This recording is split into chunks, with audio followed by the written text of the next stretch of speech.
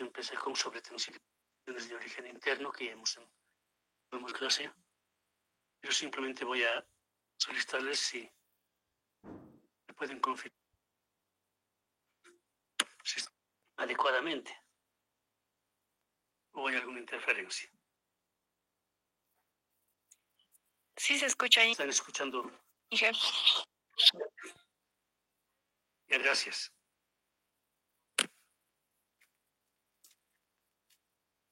Bien, entonces, en la anterior clase habíamos iniciado con el capítulo correspondiente a sobretensiones de origen interno. Ahorita habíamos dicho que el origen interno es cuando hay una apertura o cierre de la vía con de algún interruptor, ya sea en forma manual o sea en forma automática. Entonces eso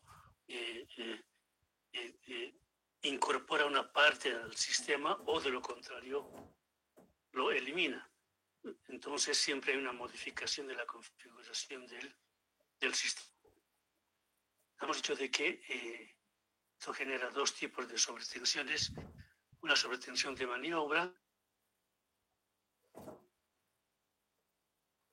de carácter transitoria, rápidamente, y la otra es la sobretensión temporaria que, como su nombre lo indica, ya desaparece, es temporal, tiene un valor menor que el anterior. Entonces, para que se dé esta, tiene que haber alguna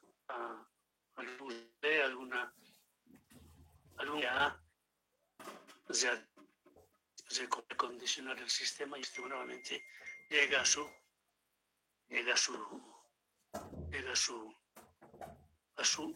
sistema y su origen. Entonces, sobretensiones, habíamos visto la sobretensión de maniobra. De estas, hay una era por interrupción, por apertura del interruptor, por cierre del interruptor. Cuando es por apertura del interruptor, habíamos dicho de que este sistema es menos complicado que el otro, puesto que al abrir el interruptor estamos desconectando una parte del sistema y por lo tanto hay menos problemas. Entonces, en la apertura es que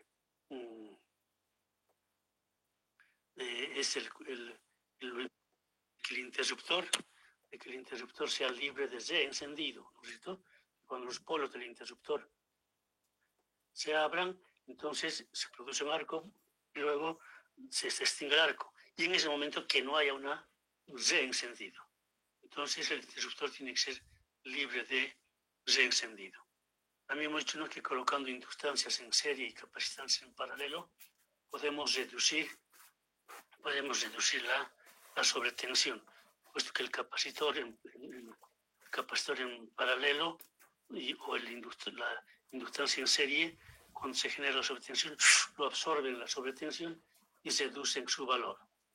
También habíamos dicho de que cuando el corte, obviamente que el corte no es simultáneo en las tres fases, porque las tres fases están desfasadas en 120 grados, entonces un interruptor corte en un punto y los otros dos un poco más tarde.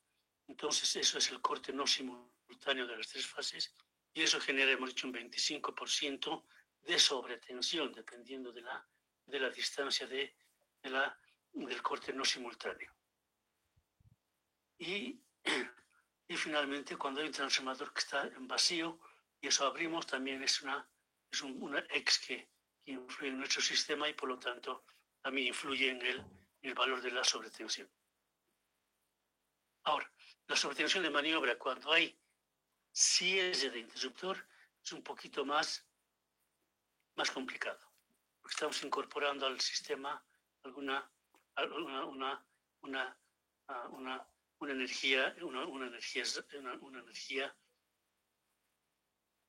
energía eléctrica. Entonces, la primera consideración que es totalmente nueva que en el caso anterior es si es que se cierre. Digamos, hemos abierto el interruptor. Cuando cae un rayo, entonces se genera la onda de impulso. interruptor A, el rayo dura 1.2 microsegundos en tiempo de frente, 50 microsegundos en tiempo de cola. Entonces, el interruptor abre y entonces en ese periodo corto de 50 microsegundos se supone que el rayo puede desaparecer. Y entonces se enciende a los 300 microsegundos. Entonces, capaz el rayo ya ha muerto, entonces se enciende. Entonces, eso generalmente ocurre de tal forma que nadie se da cuenta, simplemente hay un pequeño desconexión, la luz se apaga y luego se prende. Quiere decir que en alguna parte ha caído un rayo y ha habido un descierre exitoso. Un descierre exitoso.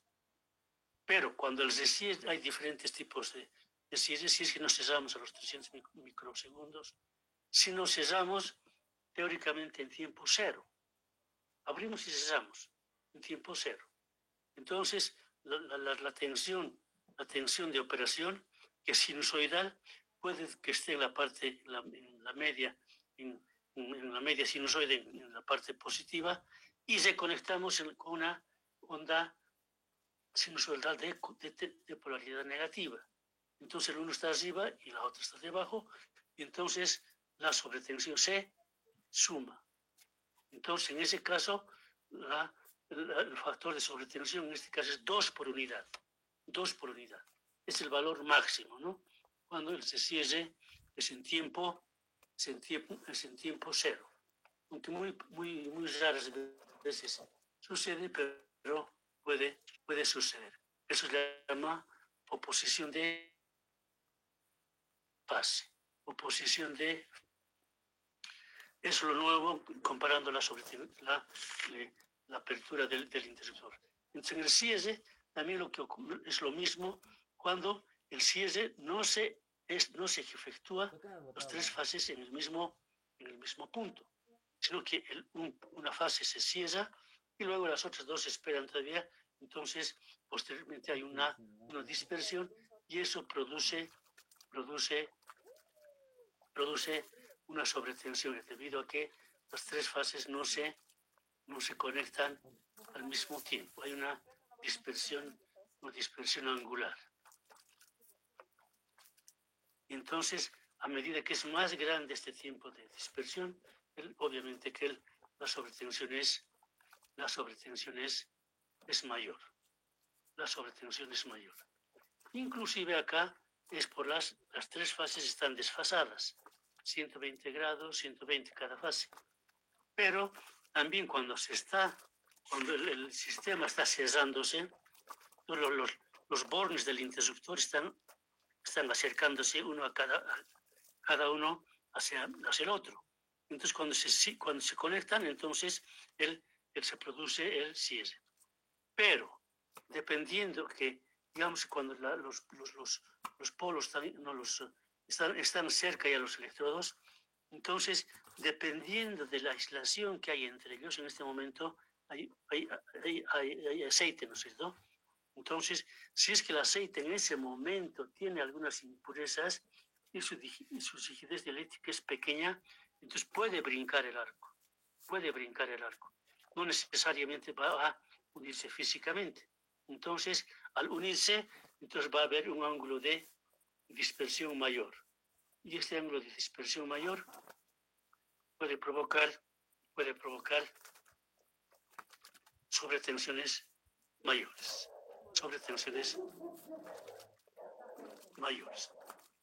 Otro efecto que hemos dicho que era la potencia de cortocircuito existente de nuestro sistema en las bases de generación.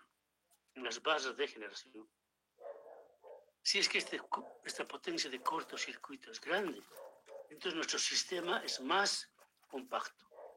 Si hay alguna falla de sobretensión en alguna parte, entonces obviamente que va a haber una sobretensión, le van a indicar a la generación que se ha cesado el interruptor y por tanto se ha generado más carga, se requiere, entonces el generador tiene que generar más, entonces eso le avisan.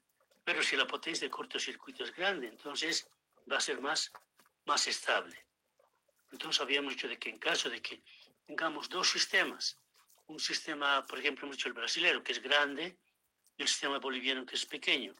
Si es que hay una interconexión internacional de los dos sistemas, una falla que se genere en el sistema grande de Estados o de Brasil, entonces, como la potencia de cortocircuito de las generadoras brasileñas son grandes, entonces va a resistir la sobretensión. Pero ese mismo valor se va a reflejar en la generación, en los sistemas de generación aquí en Bolivia, y como quiera que la potencia de cortocircuito es menor, entonces puede que nuestro sistema salga, pese a que el sistema de Brasil no haya salido. Entonces, para la interconexión de sistemas, tiene que haber dos sistemas más o menos de la misma potencia de cortocircuito para que los dos no se perjudiquen. Entonces, eso habíamos hablado con relación a las sobretensiones de maniobra. Ahora vamos a ver las sobretensiones temporarias. Habíamos dicho que la sobretensión de temporales por su origen son tres tipos. El uno es la por conexión o desconexión unilateral de líneas largas. Tenemos una línea larga y entonces unilateralmente de uno de los lados desconectamos la línea larga. Entonces, como hemos desconectado, o conectado, hemos incorporado o hemos sacado ese tramo de línea larga. Entonces, si es que en la línea hemos conectado, entonces resulta de que se produce primeramente un fenómeno que está fuera de lo que nosotros normalmente tenemos en nuestra mente.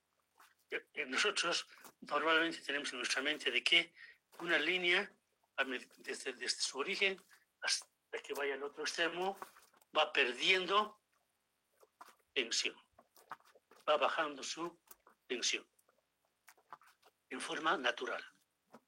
Entonces es lo que sabemos. Pero en este caso, como quiera que la línea es larga y está conectada y al otro extremo está en vacío, no está cosiendo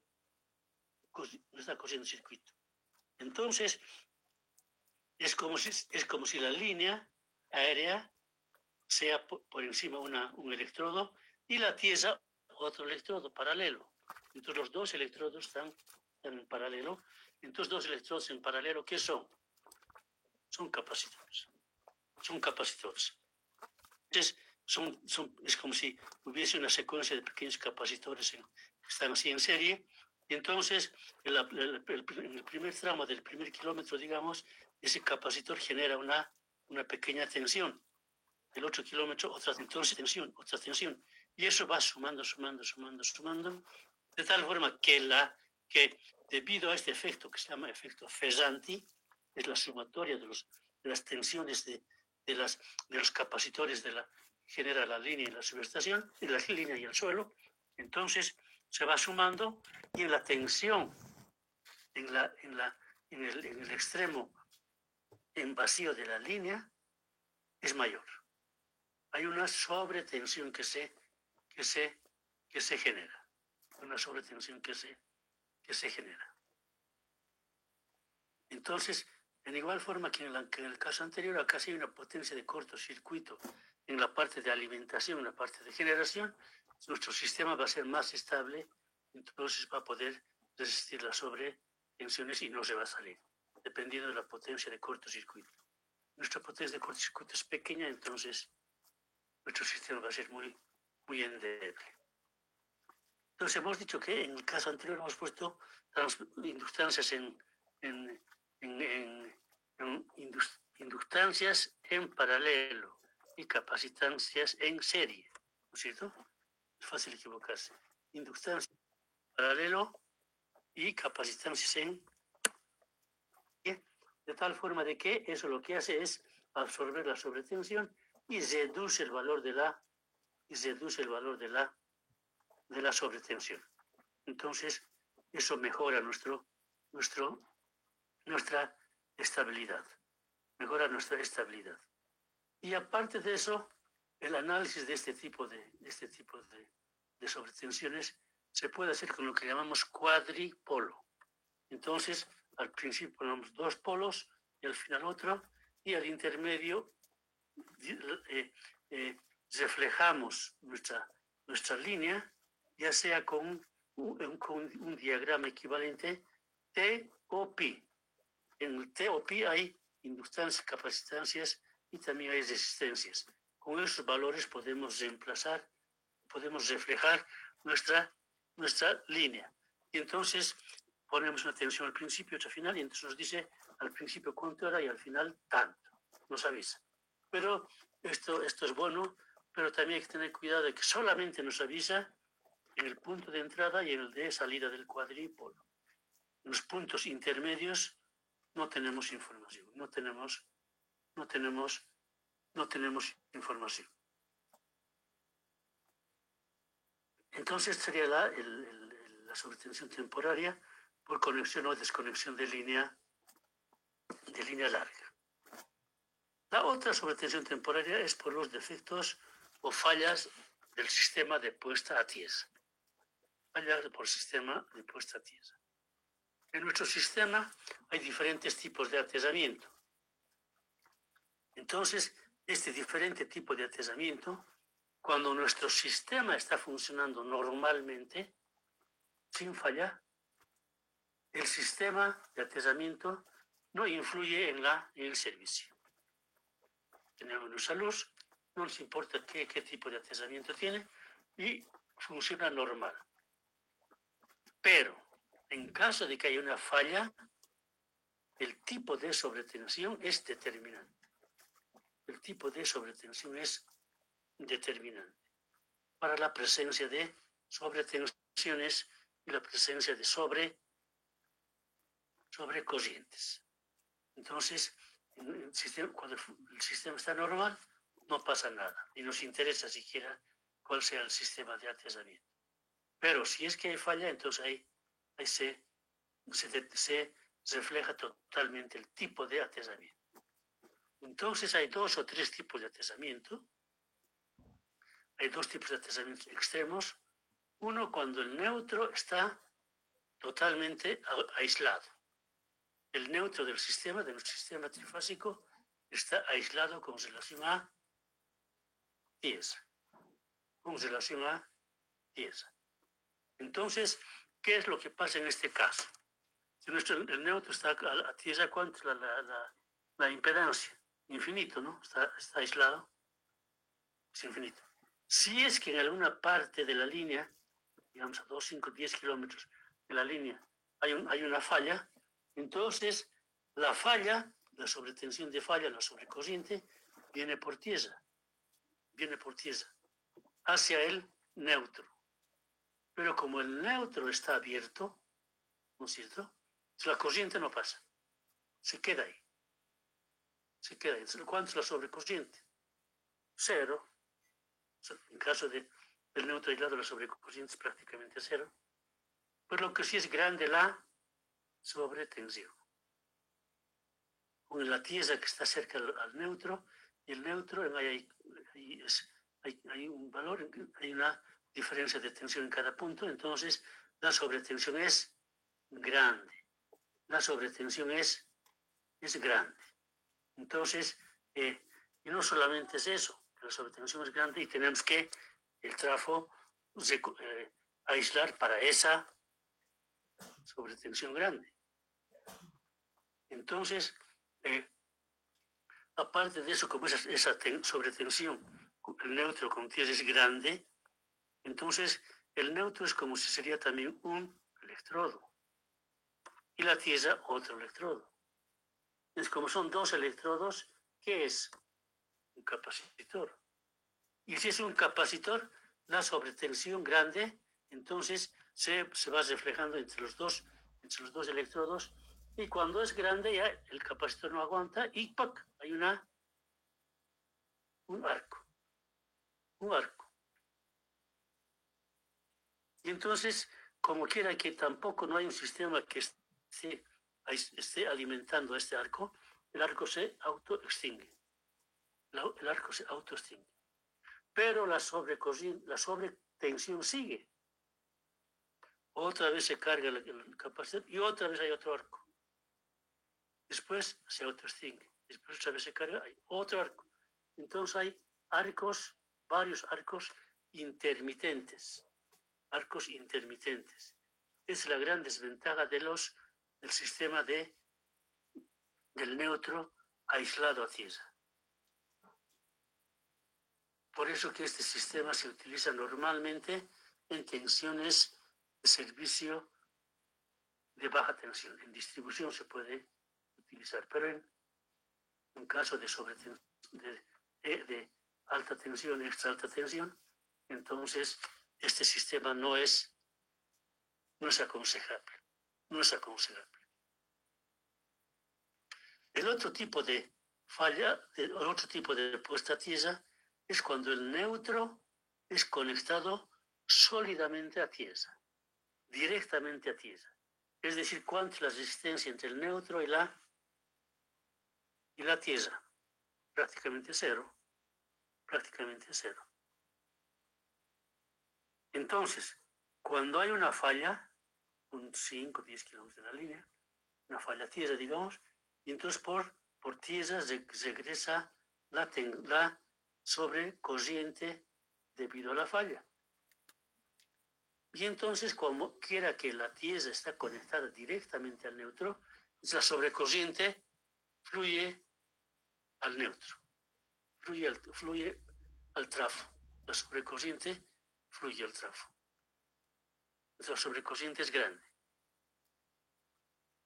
Pero la sobretensión, como quiera que el neutro y la tierra prácticamente están a la misma tensión porque ahí están sólidamente aterrados, la sobretensión es igual a cero.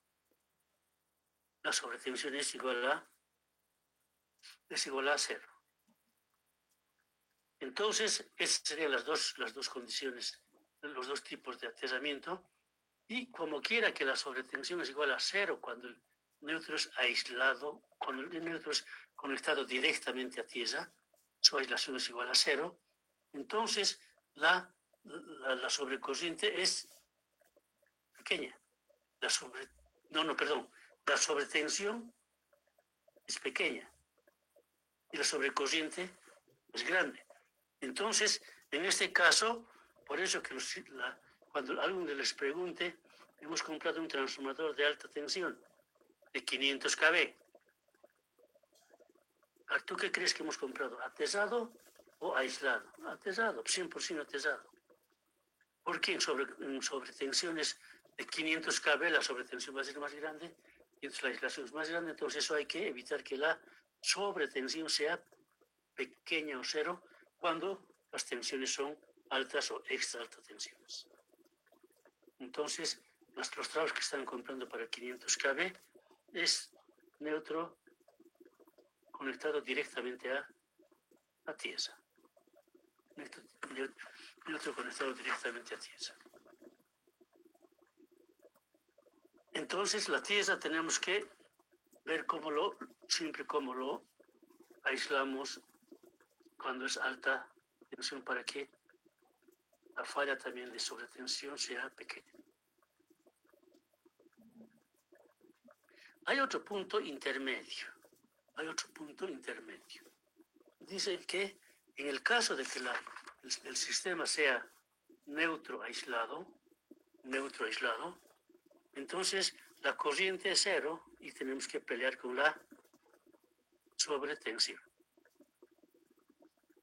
Y en el otro caso al revés, cuando el neutro es directamente conectado, la sobrecorriente es grande y la sobretensión pequeña. Pero la sobrecorriente es bien grande. Entonces, para evitar eso, para reducir un poco las sobretensiones o la sobrecorriente, se coloca una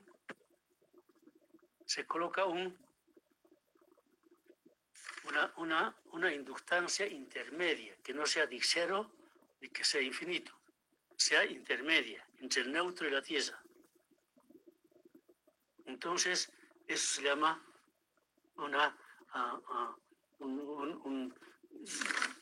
línea con un sistema de impedancia no infinita entre el neutro y tiesa. Y entonces eso hace que la sobrecorriente, en el caso del neutro aislado, la sobretensión era grande. La sobretensión sea un poco más pequeña, pero la sobrecorriente era cero. Entonces sobrecorriente va a haber, pero no tan grande. Entonces va a reducir los valores. En un caso y en el otro caso va a reducir los valores. Esa es la situación intermedia, Eso sería el caso de la falla de la sobretensión temporaria por fallas del sistema de atesamiento. Y finalmente hay la desconexión drástica de carga.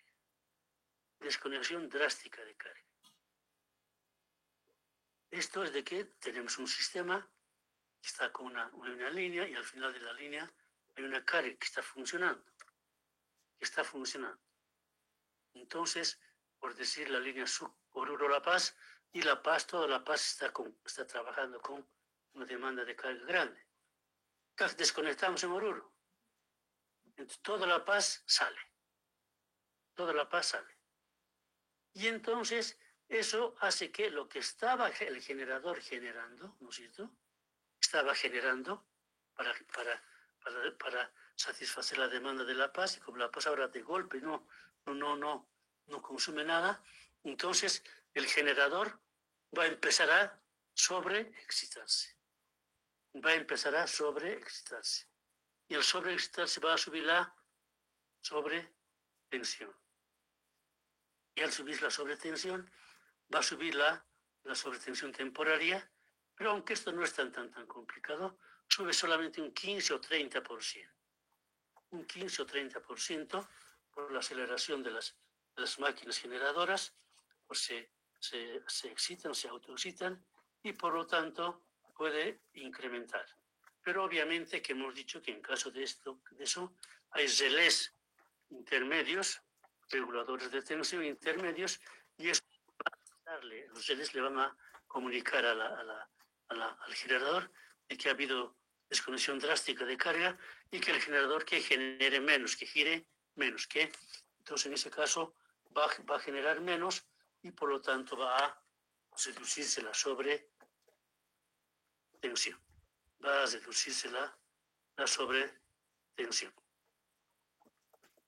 Entonces, esta sería una desconexión drástica, no es tan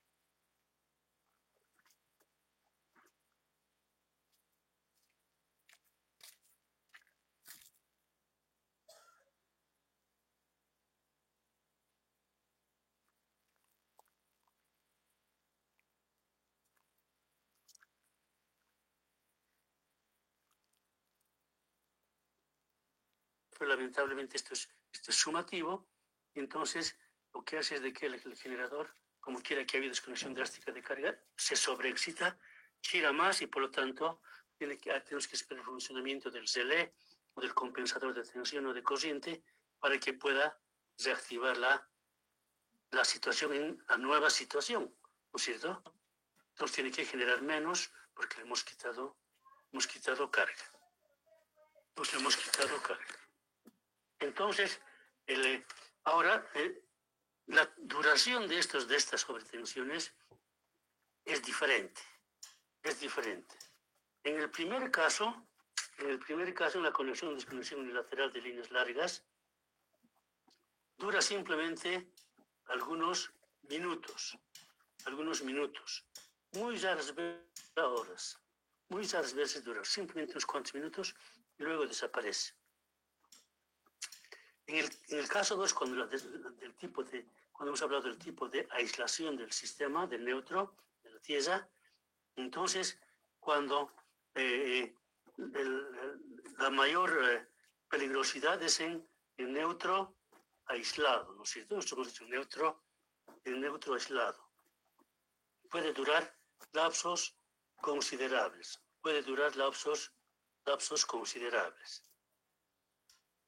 Y finalmente, en el caso de desconexión drástica, la sobretensión se presenta hasta que funcione el regulador, hasta que funcionen los reguladores. Si funcionan los reguladores, en total duran solamente segundos, solamente dura segundos. Entonces, el tiempo de duración de las sobretensiones. Ahora, vamos a ver la configuración de la sobretensión de maniobra y temporaria.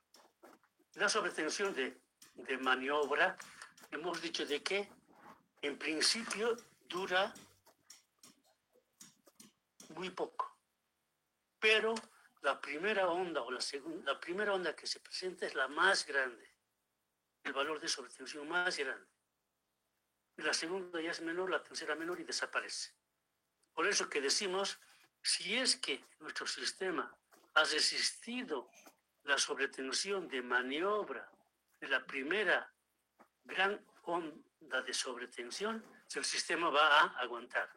Aunque va a fluctuar, pero va a aguantar. Porque ese es el que se genera, es el valor grande, y ese valor grande se atenúa, pero en ese momento se suma también a la temporaria. Se suma la temporaria, lamentablemente, son sobretensiones sumativas y por lo tanto se van a sumar.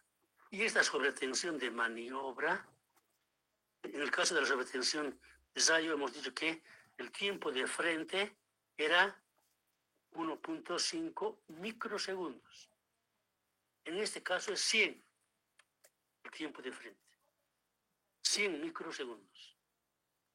En la externa de Zayo habíamos dicho que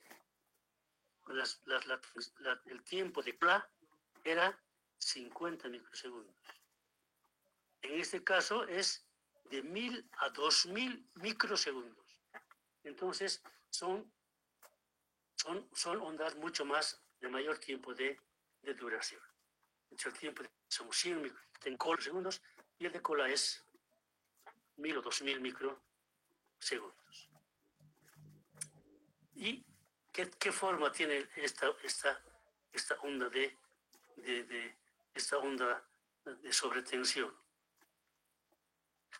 Exactamente no hay una curva que pueda reflejar esto. Hay un valor máximo que sube, luego baja y luego se estabiliza. Entonces, de todas maneras dicen que es una onda sinusoidal desproporcionada, pero es más o menos para decir algo, ¿no es cierto? Porque no es una onda sinusoidal, es sinusoidal desproporcionada, un poco desconfigurada, pero que en el fondo de las sobretensiones un poco se puede pensar de que tiene forma sinusoidal. Y lo que nos interesa es el factor de sobretensión. Es el factor de sobretensión, Km. La sobretensión de maniobra es el cociente de las tensiones que se generan en un mismo punto y además con la misma característica. Si es fase-fase, tienen que ser las dos. Si es fase-tierra, los dos tienen que ser fase-tierra. Entonces, este es el cociente de la tensión máxima del fenómeno transitorio en el numerador, y en el denominador está la tensión que se atenúa después de provocado la sobretensión. Entonces, el cociente de las dos tensiones que se generan en el mismo punto. En el numerador está el valor mayor y en el denominador el valor menor. porque el factor de sobretensión siempre tiene que ser mayor a 1. Siempre tiene que ser mayor a 1. Ahora, ¿qué pasa con la sobretensión temporaria? ¿Qué forma tiene la sobretensión temporaria? La sobretensión de maniobra era más, primero crecía grande, después decrecía y se desaparecía. La sobretensión temporaria más o menos se estabiliza en un valor y eso va azotando. Entonces quizá aquí el periodo es algo más parecido a una sinusoide, a un seno o a un coseno. Pero de todas maneras tampoco no son iguales que la función seno con una tensión nominal, que no es igual que eso. Un poco se disparan, se discriminan. Entonces siempre van a haber formas diferentes que se van a presentar. Y además hemos dicho, por ejemplo, que ponemos un capacitor en serie y una inductancia en paralelo. Eso también van absorbiendo los valores de sobretensión y entonces también los valores van disminuyendo y su forma también va disminuyendo. Entonces, las formas, la configuración no es tan sinusoidal. ¿Y cuál es el factor de la sobretensión temporaria? El criterio es exactamente igual que el otro. El criterio es exactamente igual que el otro porque es el factor de sobretensión temporaria es el cociente de las tensiones que se generan en un punto donde queremos saber cuál es el valor de la sobretensión y además en la misma configuración. Si es fase tiesa, entre los dos, etc. Y entonces en el numerador siempre está el valor mayor. El valor mayor es cuando se genera la sobretensión, ese que genera grande está en el numerador y en el denominador la tensión después de la sobretensión. En este caso, ya puede ser la tensión nominal, ¿no? Porque si se ha estabilizado, los reguladores han funcionado y el sistema se ha normalizado, otra vez sería tensión nominal, que eso sería en el denominador del cociente. En el denominador del cociente.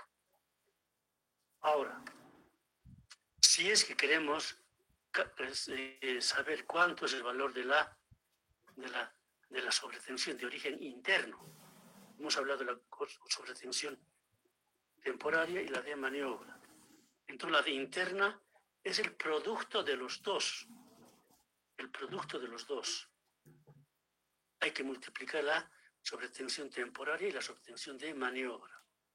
Entonces, como son dos cocientes, el denominador del uno con el numerador del otro se simplifican y tenemos simplemente la tensión de la sobretensión de maniobra en el numerador, que es el de maniobra el mayor, y en el denominador la tensión nominal del sistema. Pues ahí es lo que ha pasado cuando ya se ha estabilizado nuestra tensión. Entonces, son dos valores extremos, el producto de ambos. El producto de ambos.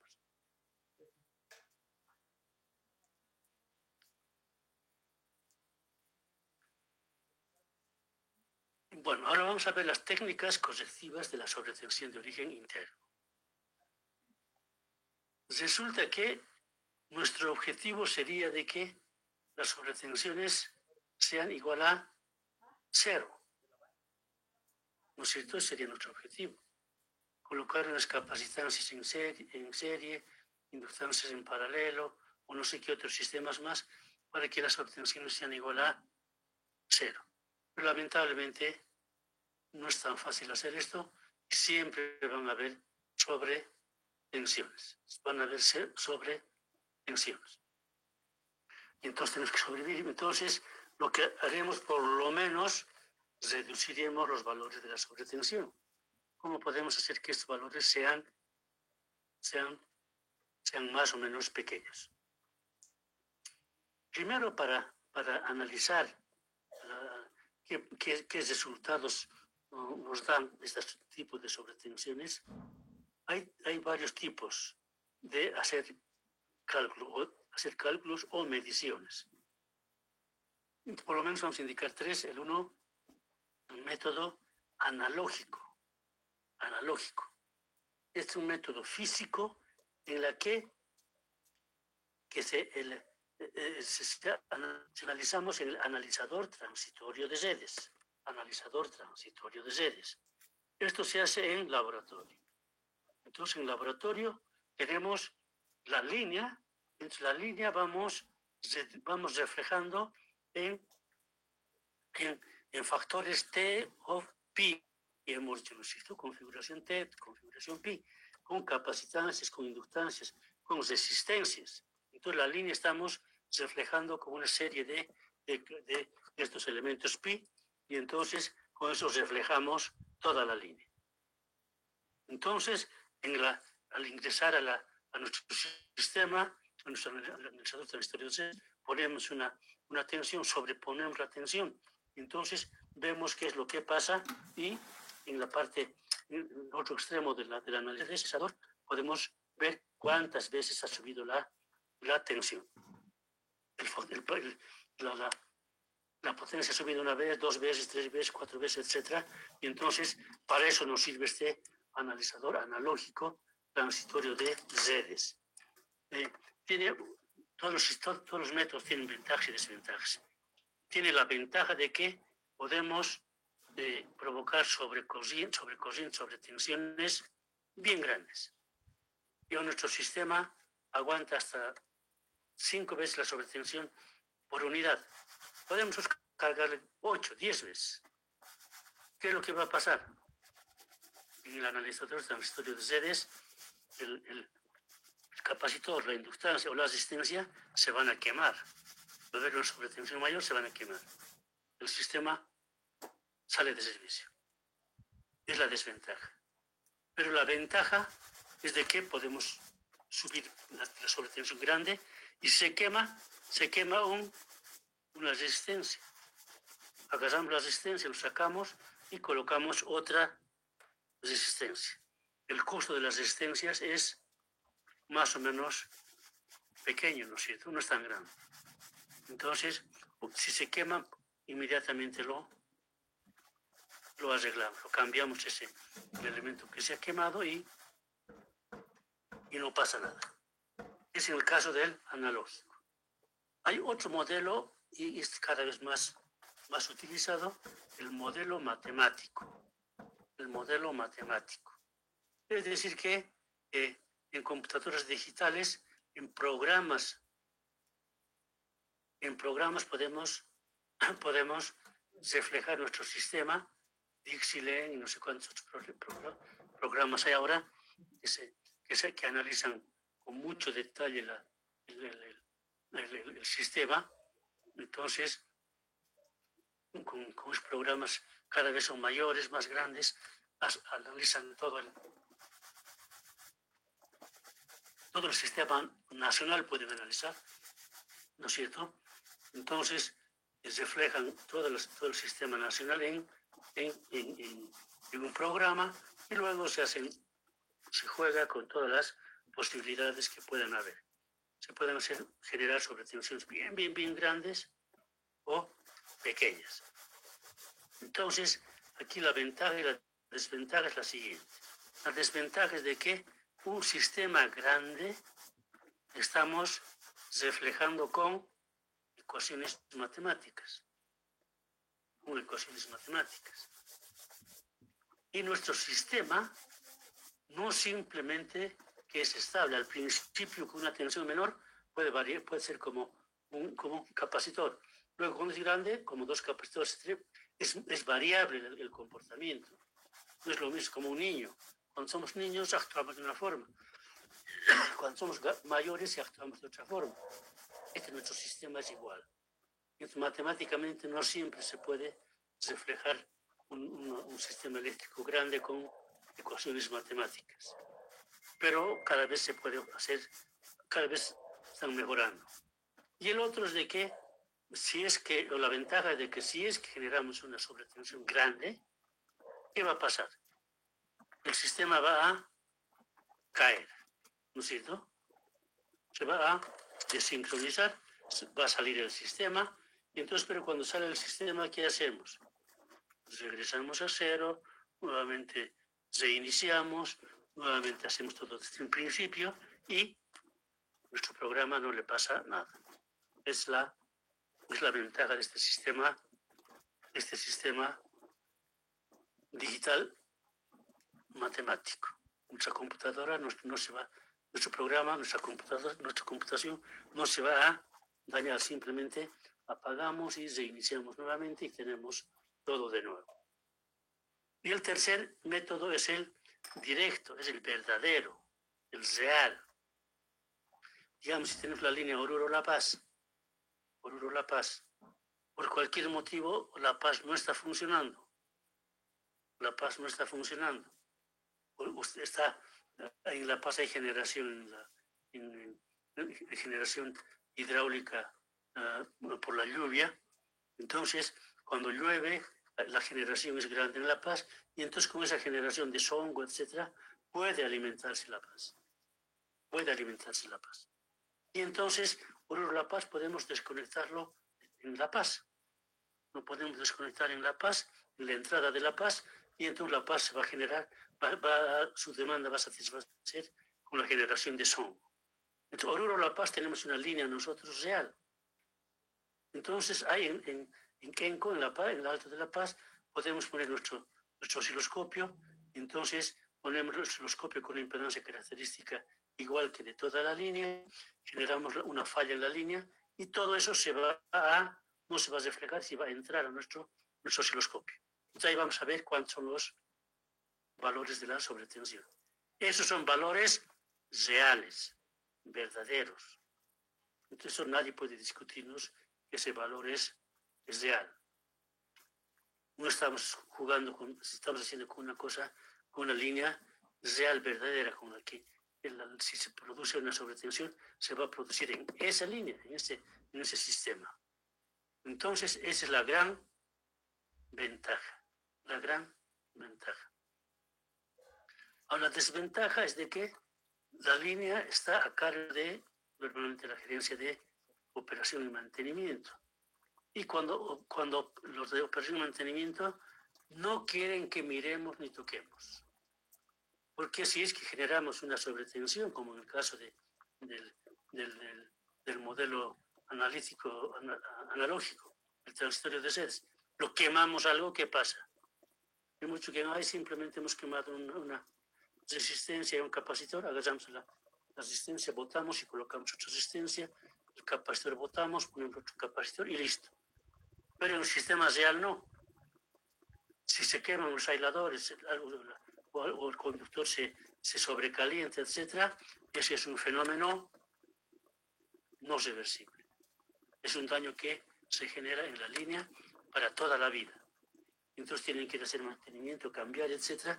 Y por eso que nadie no quiere que toquemos su sistema. Y tienen razón, ¿no es cierto? Entonces, esos son los tres métodos para analizar los valores de las sobretensiones. Luego, en el caso de la sobretensión temporaria, ¿con qué parámetros podemos modificar? ¿Con qué parámetros podemos reducir un poco la sobretensión? Los parámetros que podemos modificar, los parámetros que podemos acondicionar son en la sobretensión temporaria son los siguientes. 1. Podemos incorporar inductancias transversales en puntos estratégicos. Inductancias transversales. También hemos dicho capacitancias en serie, en puntos estratégicos, de tal forma que cuando se genere una sobretensión, estas inductancias absorban la sobretensión al principio. Y entonces, el valor de la sobretensión va a ser menor. Luego, podemos hacer una programación de maniobras. Pueden ser automáticas. Entonces, por ejemplo, tenemos, por decir, 2 líneas en paralelo. Entonces, cuando falla una línea, entonces la otra automáticamente se duplica su duplica su demanda la otra, la que no ha salido.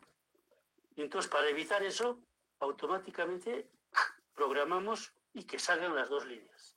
Si la una sale, la otra también que salga. De tal forma que el sistema se retroalimente por otra línea por el otro lado. Por ejemplo, en el caso de La Paz, tenemos una línea que pasa va a la cumbre, por este otro lado, por el Ceso, por el Tunario, etc. Entonces, por ahí que es un sistema mallado, entonces por otro lado que venga. Entonces, la programación de maniobras automáticas o, de lo contrario, manuales, ¿no? No necesariamente automáticas. Para eso es el CNDC. En el CNDC, entonces pasa una cosa, entonces ahí ven que es la forma más aconsejable para que la sobretensión sea menor. Luego, colocar, y hemos dicho, instalar relés de sobretensión o reguladores de tensión en los puntos estratégicos del sistema. De tal forma que estos relés nos avisan a la generación, hay una sobretensión que está subiendo, avisan. Si está subiendo, entonces quiere decir que tiene que generar menos. O de lo contrario, dice la tensión está bajando, le avisan, entonces tiene que generar más. Entonces, las instalaciones de relés de sobretensión en puntos estratégicos para que hagan los ajustes correspondientes. En igual forma, no solamente se ponen relés de sobretensión, se colocan también reguladores de frecuencia. Reguladores de frecuencia. Nuestra frecuencia es 15-50 Hz. Entonces, cuando hacemos una desconexión unilateral de una línea larga, entonces estamos reduciendo la demanda. Y como hemos reducido la demanda, la frecuencia que estaba en 50 va a empezar a subir. Y entonces este regulador de frecuencia va a empezar inmediatamente, va a estar subiendo la frecuencia, y van a bajar la frecuencia. Luego el otro es el diseño adecuado de generadores. Cuando hemos hablado de las fallas de puesta a tierra, hemos dicho que el sistema de atezamiento, cuando el sistema está funcionando normal, el tipo de atezamiento no tiene influencia. Pero si es que hay falla, entonces el tipo es determinante. Entonces, es la razón por la cual en Cochabamba el sistema de atezamiento es diferente al de La Paz, diferente al de Sucre. ¿Por qué? Porque el sistema de generación de Cochabamba, ¿cuándo habrá nacido? Pues que ha nacido en la Angostura, qué sé yo, pero han hecho, el que ha hecho la generación en la Angostura, ha hecho solamente para ese tramito. Así han nacido la generación. No le interesaba si era neutro aterrado, si era neutro directamente puesta a tierra, etcétera, como era para su oficina, para su minita nomás, entonces ha hecho. Y luego los vecinos han dicho, por favor, deme energía, y entonces ha crecido, y Cochabamba es eso lo que ese señor para su pequeña demanda ha hecho, entonces eso se ha generalizado. Y una vez que se ha generalizado, un poco es difícil readecuar. Entonces, todas las distribuidoras podrían unificar su criterio, decir ya que sea puesta a tierra o delta abierto, no sé qué, pero si digamos es delta abierto, entonces en Sucre todos los trafos tendrían que votar y comprar otros delta abiertos y no a votar. Entonces el sistema ya se funciona nomás generado de esta limpio. Por eso que sería bueno, recomendable, un diseño adecuado de generadores. Exigencia de la relación, ¿no es cierto?, que sea puesta neutro, tierra, neutro, abierto, etc. Y la relación de cortocircuito también que sea lo más grande posible. Y de la actividad de puesta a tierra. Si la resistencia de puesta a tierra es más pequeña, nuestro sistema funcione en forma más correcta. La sobretensión va a ser menor, ¿no es cierto? La sobretensión va a ser menor si la puesta a tierra es también menor.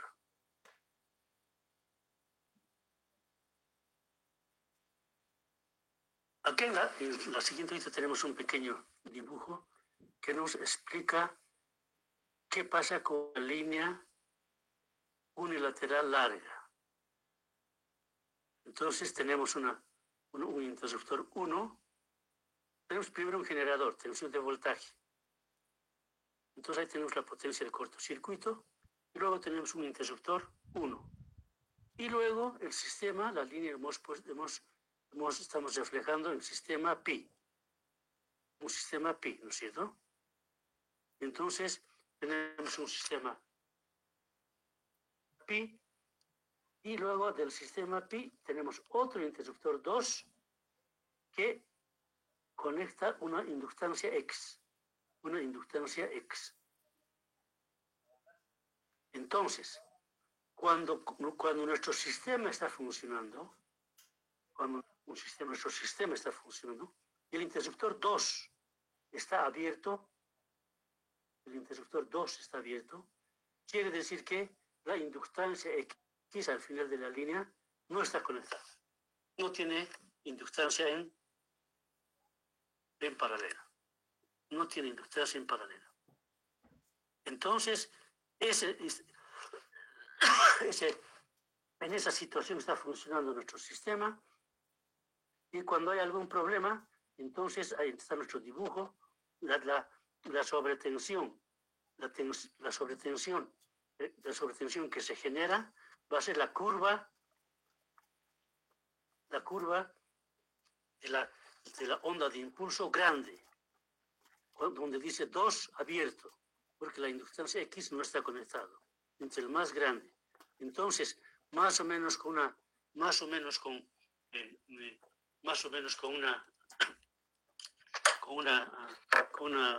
una potencia de cortocircuito entre 100 MVA, el valor es máximo, llega hasta 10 veces la tensión que se genera en el extremo con la tensión que se genera al principio. V es al final y UN la tensión nominal. Entonces, 100 veces se genera una sobretensión de ese tipo. Cuando el interruptor 2 está abierto, cuando la inductancia en paralelo no está conectada.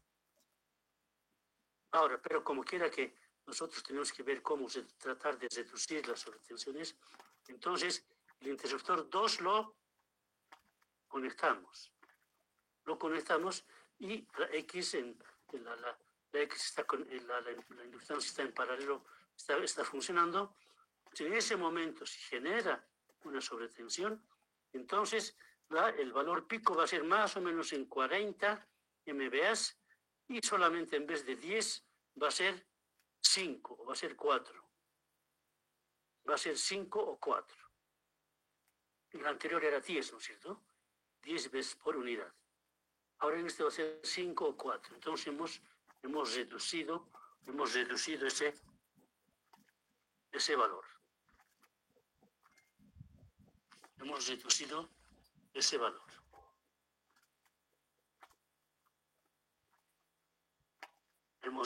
ese valor.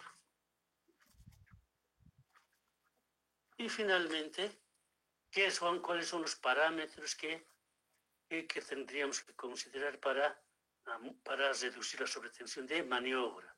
El anterior era temporaria, ¿no es cierto? Ahora maniobra. Son casi iguales, hay poca diferencia. Vamos a ver cuál es la diferencia. Uno, la incorporación de resistencias de preinserción en los interruptores. Eso ya hemos dicho, ¿no es cierto? Las resistencias de preinserción es para que el interruptor sea libre de reencendido.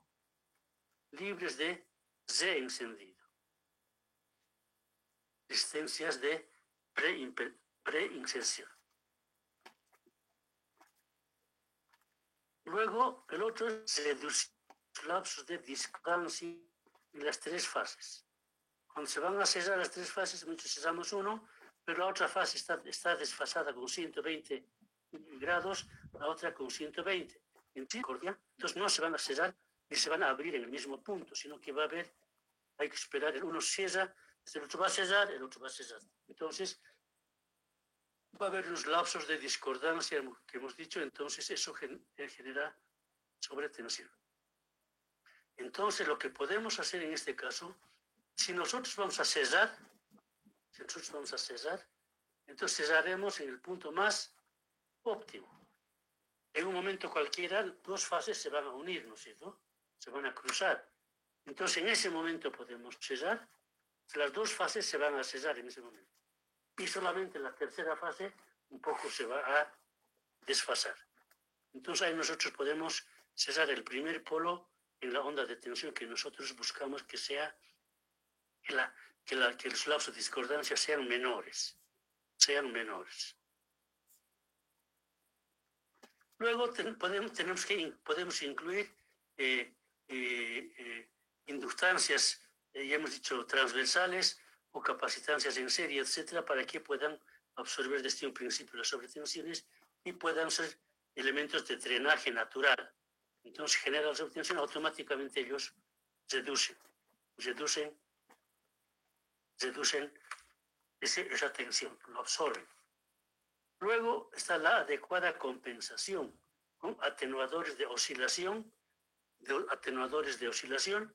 ya sea atenuadores de frecuencia, atenuadores de tensión, etcétera, atenuadores de compensación. Entonces esos también van a colocarse en puntos estratégicos, pueden reducir nuestros valores. Luego hemos dicho que podemos ser programas de maniobra, ya sean naturales o automáticas, que una línea cuando salga, a la otra no se le sobrecargue el 100%, sino lo sacamos esa línea más para que el sistema se vaya en forma no radial, en forma de anillo por otro lado. Y esto también se puede adecuar con los interruptores libres de reencendido.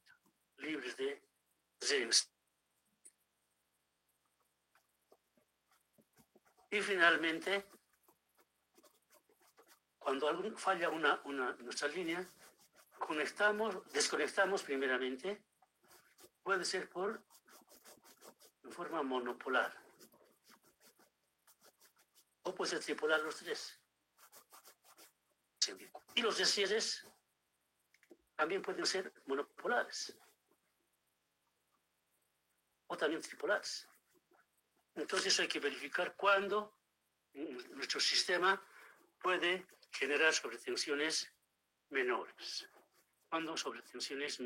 Para que los descierres sean más o menos lo más cercano posible, para que los lapsos de discordancia sean también menores.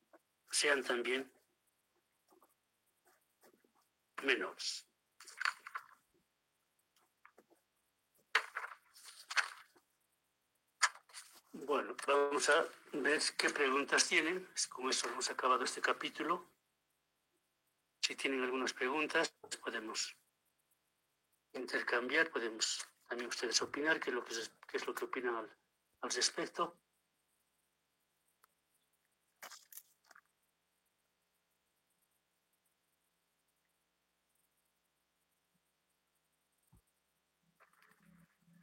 No sé si me han escuchado. Ahora, si no hay preguntas, entonces, de momento vamos a quedar ahí. La siguiente clase vamos a ver el diseño de aislamiento de líneas de transmisión. Diseño de aislamiento. Entonces, de momento vamos a quedar ahí. Inge, una consultita respecto al examen. ¿Ya has definido cómo va a ser? ¿Qué modalidad va a ser? Todavía no sabemos. ¿Cómo han dado ustedes en otras materias? Algunos, como son ejercicios, hemos sacado fotos. A ver, uno más que hable, por favor.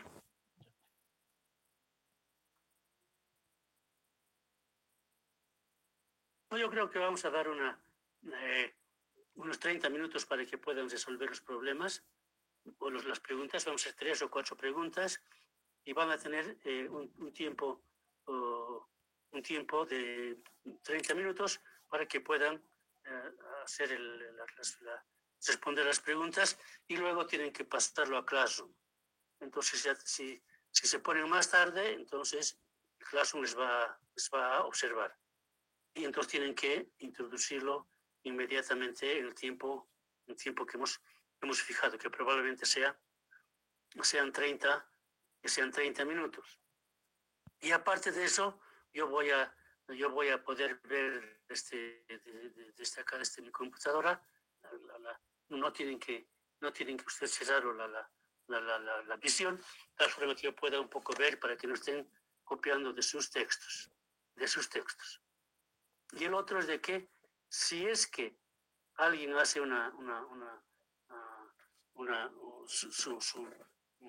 su examen y manda con otro nombre igualito, con dos nombres, entonces quiere decir que se han copiado. Entonces, si se han copiado, los dos están fuera, ¿no? El que le ha hecho copiar y el que se ha copiado, entonces tienen nota de desaprobación. Yo creo que eso va a ser lo más. O no sé que ustedes por eso les preguntaba cómo han dado las otras materias. Inge, del tiempo que nos daba para resolver el examen, también nos daba un pequeño tiempo para poder sacar fotos y poder subirlo al sistema, porque esto también toma un poquito de tiempo también, Inge. Pero serán 2-3 minutos nomás, porque si no, entonces va a ser, si damos 30 minutos, máximo en 33 tienen que meter ya todo. Tienen que enviar ya todo.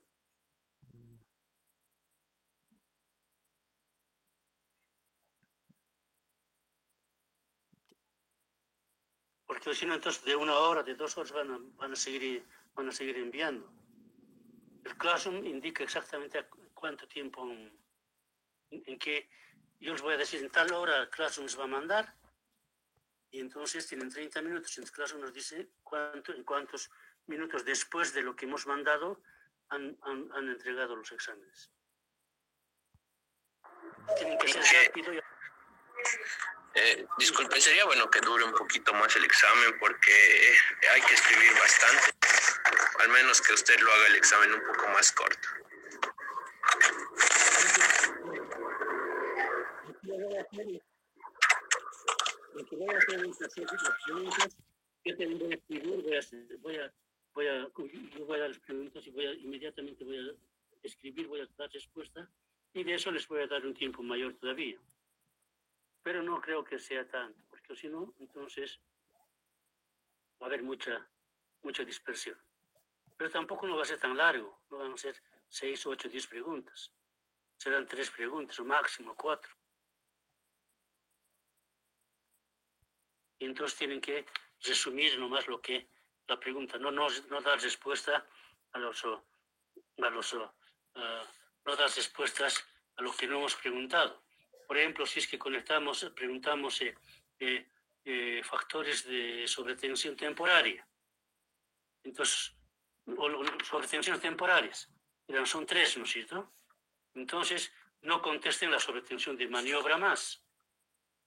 ¿No es cierto? Maniobra más le ponen, entonces claro, ahí pierden tiempo. Entonces, a la pregunta, las respuestas. Simplemente eso tendría que ser la forma.